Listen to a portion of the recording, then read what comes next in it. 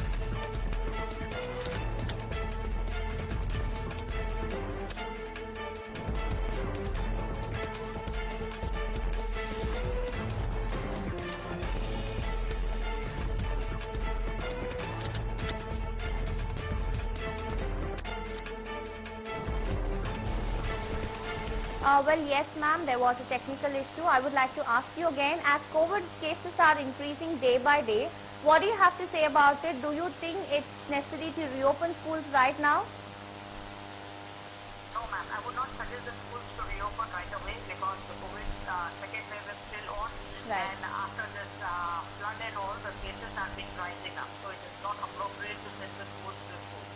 Right. Also, ma'am, I would like to ask you, what is required to reopen schools and what are the benefits of, returning to schools or colleges or any other educational institutions?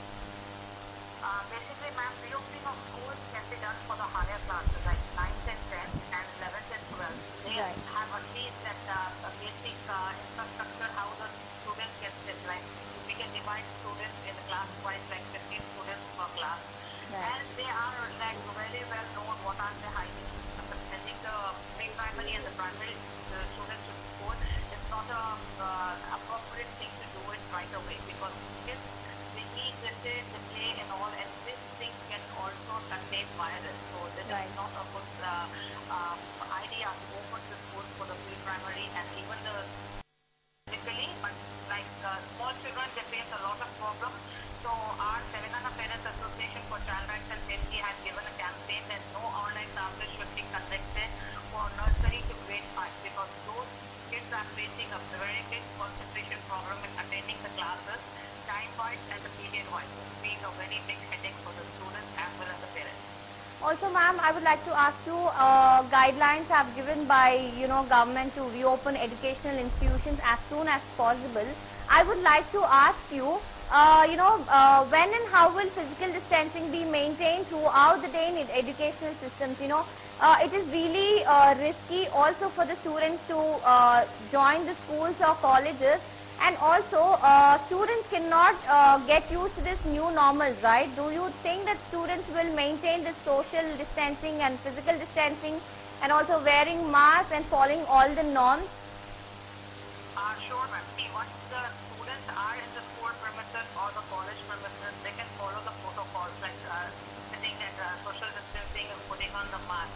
But how they come to the school, the conveyance, or how they take an auto, they come by bus, they come by walk, all certain things should be taken in consideration. It's not only the schools are following the pros and cons of the prevention of COVID-19, Right. but how a child travels to the school, that is also a question mark. Exactly, that is what. Covered from the house to the school, how safe a child is while traveling. And also, if they take a public transport, it's really risky for the students, to travel in public transport. Also, do you think that, I feel the government should help in the public transport. What do you have to say about it? Yes, even like public transport, it should have a limitation of the seating arrangement. Right. Seating arrangement should also be according to the social distancing norm. Like at least a person should be accommodated according to the seating in the bus. Right. Not if you overcrowd the bus, and how if a child is coming with the overcrowded buses in the public transport, how safe is the child is? Because if he comes to the school carrying virus, he's going to spread the virus throughout the school campus. Right. Also, ma'am, what will be the other policy changes or being considered to reduce this COVID-19 transmission risk? Basically, ma'am, like the logo is going on, stay home, stay safe. Yes. That's the best mode of staying safe. It's like avoid going out unless and until it's required. You got to step out only when it's necessity for you to go out. Otherwise, stay home. This is the best policy which can be applied to increase your safety measures and to decrease the spread of COVID-19. Right. I would like to ask you, ma'am, students with disabilities are often the ones, who benefit most from in-person schooling, but, they are also likely to get more susceptible to, more serious health complications, and also if they were contract with COVID-19. So what can be done for students with disabilities?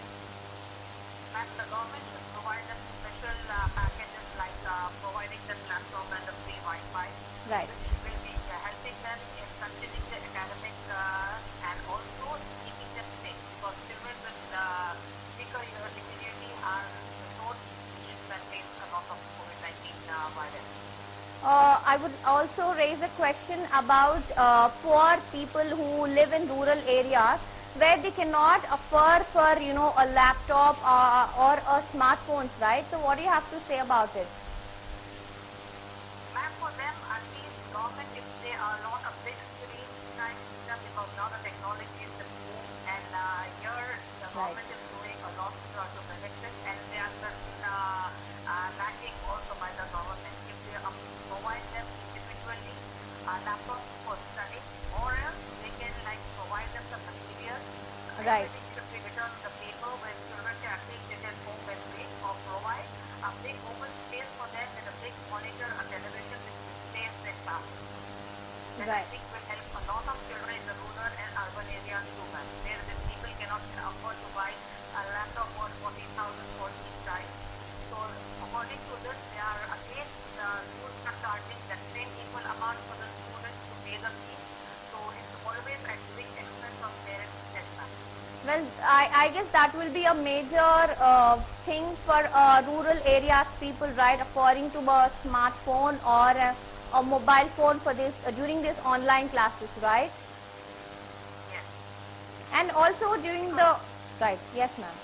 Yeah, because basically when considering academic improvement, we need to put in an extra effort to provide all the required materials and equipment for the children, or else it will be like considered as a 0 year, because all the children are not in an equal platform of learning for this academic year. Like literally half are suffering because of this crisis, and half are able to join the classes because their financial condition is good. Right. So this has to be a very important question mark in fact, how this academic year is going to go. Right, and also a major question mark while we have a problem with the internet issues and also other issues, right? Electricity Yes, ma'am. during this online classes. Very much big consideration, Wi-Fi connections and like power cuts. These days, the rainfall in Telangana, many areas have been affected, very devastation. The management is still not able to resolve current in those areas. There's Right. water still stagnant in many parts of Hyderabad city, where like power supply is still not yet on. And those students staying in that area, they are the ones who are affected because half-yearly exams have been at a higher consideration. For some schools are conducting exams, some are having the first assignment, some are having the half-yearly. So all these things are to be considered. You have to give education, you have to give it on an equal platform to all the urban and the rural area. You cannot bypass a community, nor you can bypass an area saying that they are able to connect. Well, yes, ma'am. Also, I would like to ask you what will be the measures taken to clean and disinfect the classrooms, and how about the bathrooms, and also during the recess time?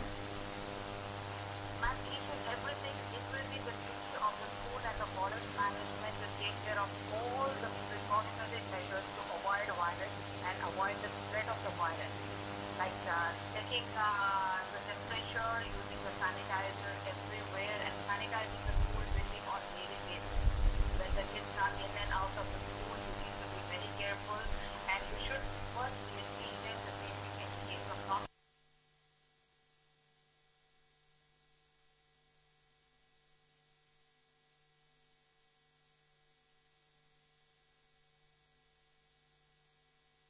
staff should be kept regular to see how they are and how they come to school. If they contain any virus or if they have some cough and cold, better avoid them.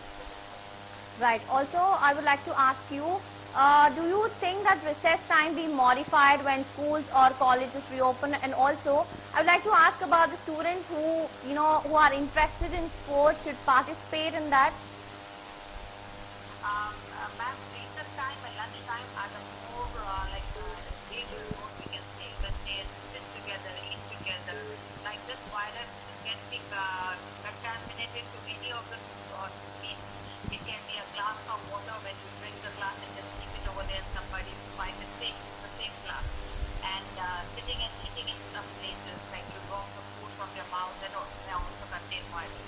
So such type of things like better, you have a very strict measurements taken in school during the recess time, especially for the when the teachers and the non-teaching staff are very peculiar in watching washroom cleanliness is being done, how the hygiene is maintained after each and every use of the bathroom. You should sanitize it, and all such things have been taken. Then we can have a very good schooling to make starting up.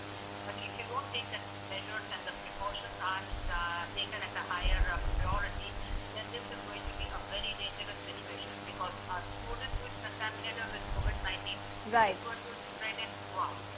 Right. Well, definitely, ma'am. Also, I would like to ask you, as education institutions are reopening, how will schools or colleges management deal with the infrastructural challenges? What do you have to say about it, ma'am?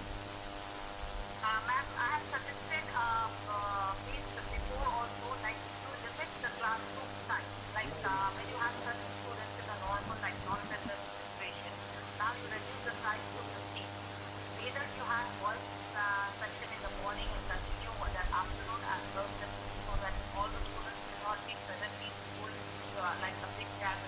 Right. isn't there? Or you have alternate day classes for alternate days, divide the class, alternate days providing to the other students. One batch coming on Saturday and one batch coming on Monday. This way you can at least have lesser stress and more precautions in place. Right. Also, ma'am, I would like to ask you how parents are reacting to, reopening of the educational institutions. Ma'am, for us till now, most of the parents have requested us not to consider for opening the online classes yet, or even they have asked us to just ask the schools and colleges to be closed till this pandemic is over. Parents are not willing to send their children to school. Right. And also, I think it's really risky to send their children to the educational institutions because it's like day by day cases are increasing, right? I feel, I guess, it's better to continue with the online classes, right?